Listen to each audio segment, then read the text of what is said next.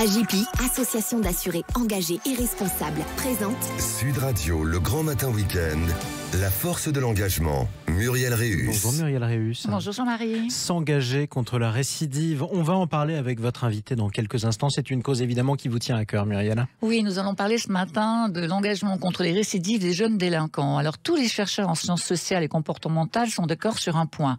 Tous les groupes sociaux instituent des normes et s'efforcent de les faire appliquer. Quand une personne transgresse cette norme, elle perd le plus souvent la confiance qu'on lui accorde. Cela, ça a des conséquences sur le regard de sa famille, de ses amis, des institutions. Elle devient celle par qui le trouble arrive. Cela a également des conséquences pénales et la prison apparaît comme la seule solution pour protéger la société. Au 1er décembre 2022, il y avait en France 72 836 personnes incarcérées pour 60 698 places de prison, un record absolu de 120% de surpopulation pénale. À titre d'exemple, cette densité carcérale était en 2020 de 86,8% en Allemagne. Dans les maisons d'arrêt, où sont incarcérés les jeunes prévenus innocents, ou les prévenus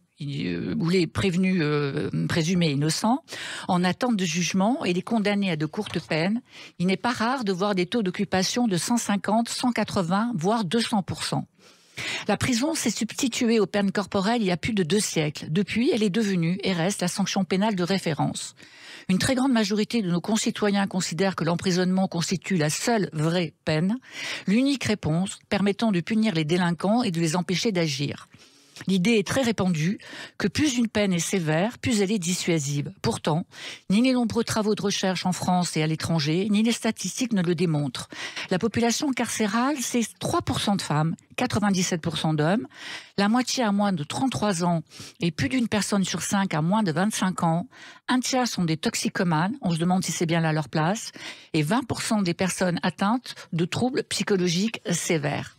On observe que sur l'ensemble des personnes détenues, seuls 4% le sont pour des condamnations à plus de 20 ans. Alors bien sûr, nous sommes tous d'accord, toute infraction doit être sanctionnée. Mais d'autres sanctions sont-elles possibles? Et nous le savons bien, nous le savons tous, toute personne détenue a vocation à sortir un jour de prison. Une prison si désocialisante que le taux de récidive est de près de 60%. Quelle vision souhaitons-nous avoir sur la réinsertion et la réhabilitation afin de protéger la société? Les peines alternatives font chuter le taux de récidive à 31%. Travail d'intérêt général, sursis probatoire, libération sous contrainte, bracelet électronique, libération conditionnelle. Toutes ces peines alternatives sont soumises au contrôle des services pénitentiaires d'insertion et de probation. Elles favorisent la sortie de la délinquance et la diminution de la récidive. Elles peuvent contribuer à réduire le nombre de victimes et à protéger la société.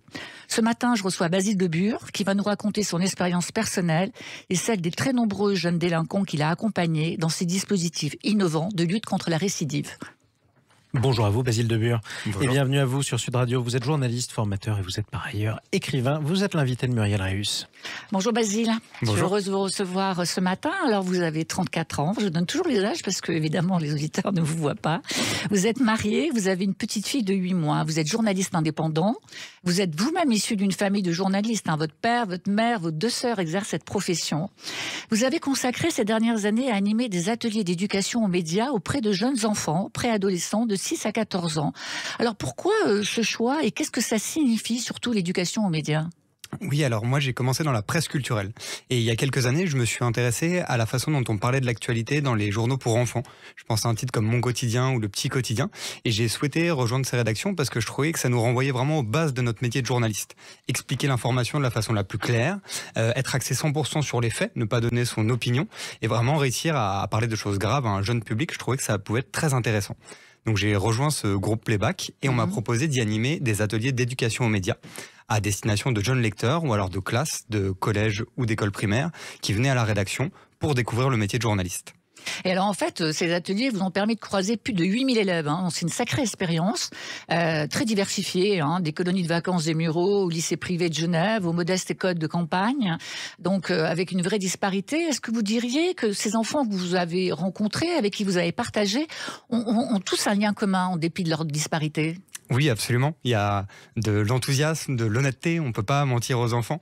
Il y a aussi beaucoup d'admiration encore pour le métier de journaliste qui représente quand même une figure symbolique assez forte. J'ai pu m'en rendre compte.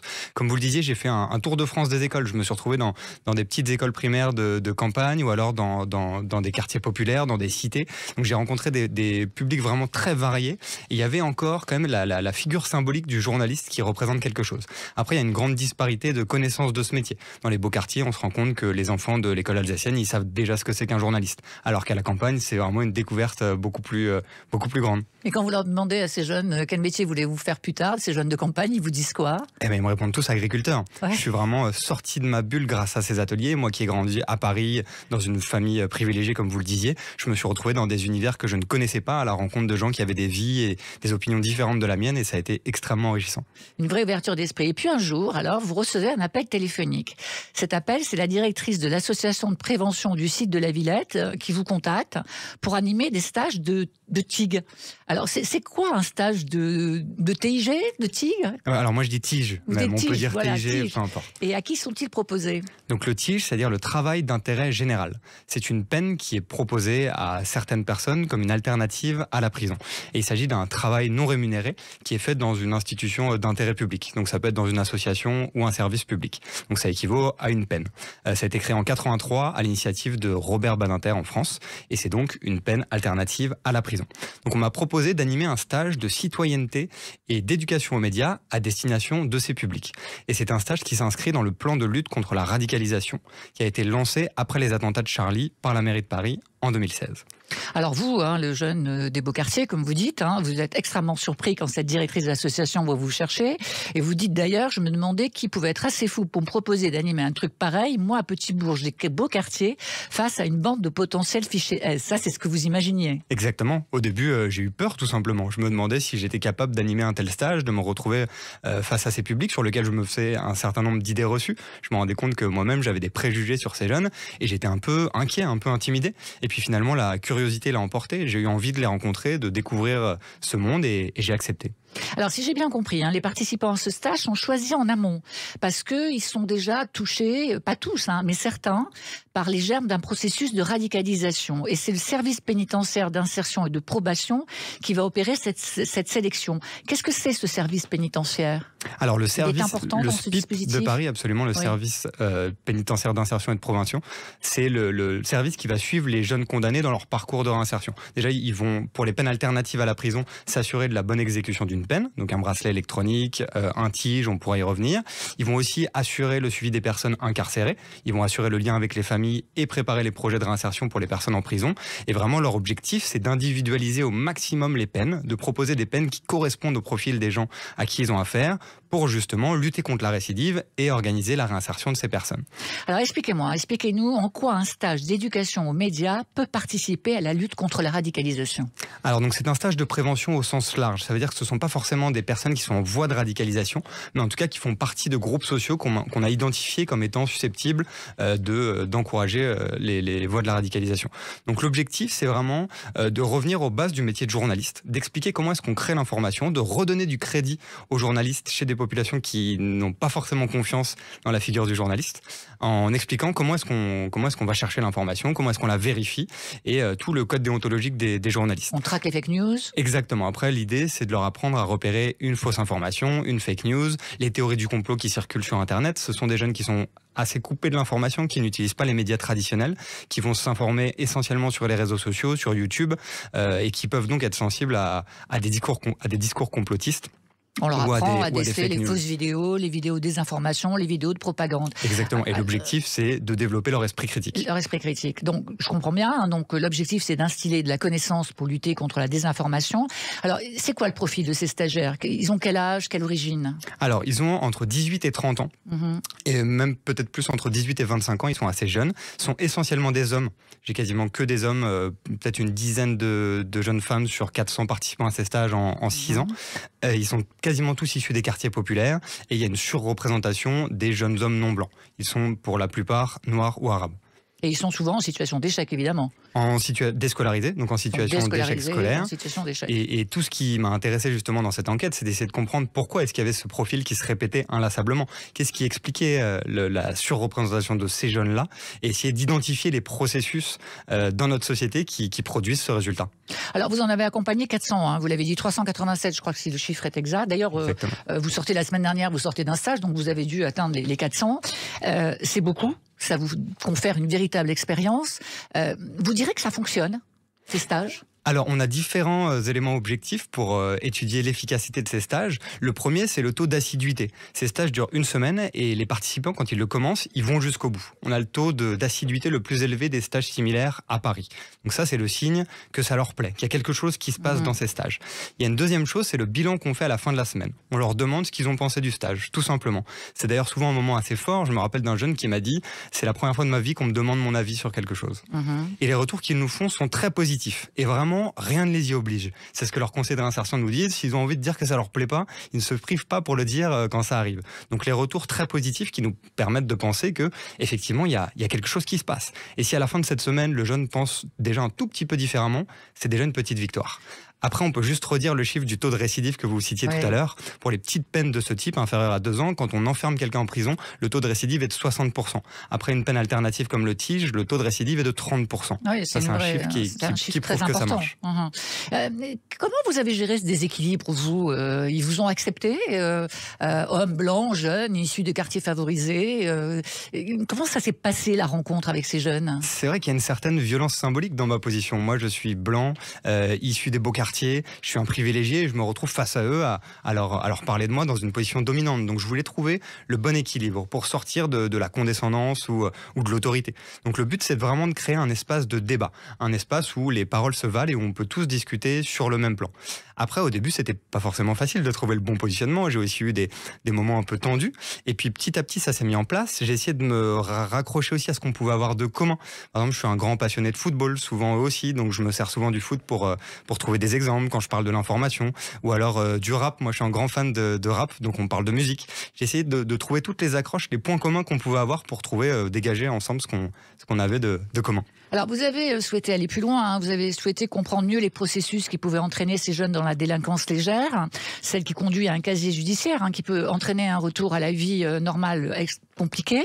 Vous avez écrit un livre, Que le destin bascule, qui est publié aux éditions Flammarion, et vous avez suivi 7 stagiaires pendant 2 ans. Qu'est-ce que vous pouvez nous dire de cette expérience de suivi de ces stages ? Oui, donc en 7 ans de stage, je me suis rendu compte que toutes les idées reçues que j'avais à la base, elles étaient fausses. J'ai été tellement surpris par ces jeunes qui étaient si différents de ce qu'on dit sur eux dans les médias. Ces jeunes qu'on enferme toujours dans un imaginaire dangereux ne correspondaient pas du tout à l'idée qu'on pouvait s'en faire. Donc j'ai eu envie de raconter leur histoire pour tordre le cou à ces idées reçues.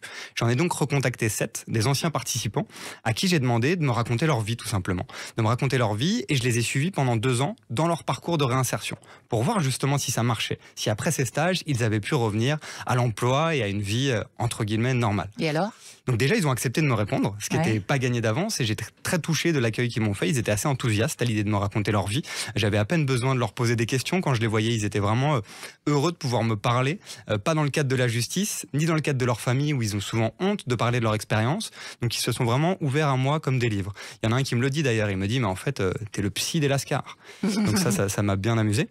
Et je me suis rendu compte dans cette enquête, donc j'avais envie de leur rendre leur individualité, de raconter l'histoire qui se cachait derrière chacun de ces jeunes, et en même temps d'analyser ce qu'ils pouvaient avoir de commun pour identifier les dysfonctionnements de notre société et qu'est-ce qui faisait qu'une partie de la jeunesse française est comme ça mis au banc de la société. Alors quelle est votre vision, vous, des dysfonctionnements ? D'après vous, qu'est-ce qui dysfonctionne pour que toute cette jeunesse aujourd'hui se retrouve dans cette situation ? Alors j'ai identifié plusieurs choses. Déjà, il y a un échec de l'école républicaine. Ce sont des jeunes qui sont très souvent, quasiment toujours déscolarisés, qui n'ont pas le bac et qui ont un rapport de conflit et d'échec par rapport à l'école.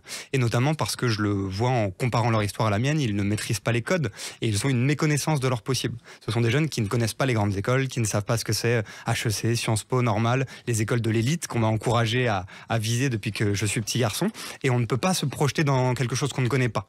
Donc il y a un problème de connaissance des possibles, et il y a une vraie rupture d'égalité de ce côté-là. Il y a un problème de rapport à la police. Ce sont des jeunes qui sont contrôlés en permanence. Moi, j'ai jamais été contrôlé de ma vie. Je leur dis souvent cette histoire, ils ne me croient pas. Je leur demande souvent à quel âge ils ont été contrôlés pour la première fois. On me répond 9 ans, 10 ans. Il faut imaginer la violence c'est sûr que ça n'aide pas dans le processus d'insertion. D'un petit garçon de 9 ans qui est contrôlé par une brigade de la BAC. Donc ça les met dans une position défensive par rapport à la police qui est le représentant de l'État en fait dans les quartiers dans lesquels ils vivent. Il y a un problème de racisme à l'emploi, quand ils cherchent un appartement, dans les représentations des policiers aussi très régulièrement. Il y a un problème de confiance en eux. Ce sont des jeunes qui n'ont aucune confiance en eux, qui n'osent pas répondre aux questions, qui sont très cultivés, qui savent plein de choses, mais qui ont appris à se taire. Il y a un problème de représentation dans les différents métiers, une absence de modèle. Ils me disent souvent quand je parle de mon métier, mais journaliste, c'est un métier de blanc en fait. On voit jamais de noirs, d'arabes, des gens qui viennent de nos quartiers. Pareil sur les bancs de l'Assemblée nationale ou quand on regarde des avocats, des juges. Donc ils ont du mal à s'identifier à des modèles. Et ça aussi, c'est quelque chose de très important. Je pourrais continuer pendant longtemps, je vais juste finir avec l'activité de la police, les politiques pénales qui sont menées en France.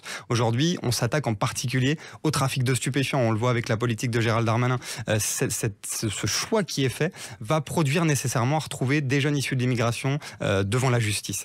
Il faudrait revoir le fonctionnement de nos politiques pénales. Peut-être s'attaquer, je ne sais pas moi, à la délinquance financière, à la délinquance en col blanc, qui est une autre forme de délinquance dont on parle beaucoup moins. Bon, je comprends bien votre engagement. Je vous invite donc à lire ce livre, que le destin bascule, de Basile Le Bur, aux éditions Flammarion. Merci Basile. Merci à vous. Et merci à vous Muriel Réus. Pas d'engagement sans culture.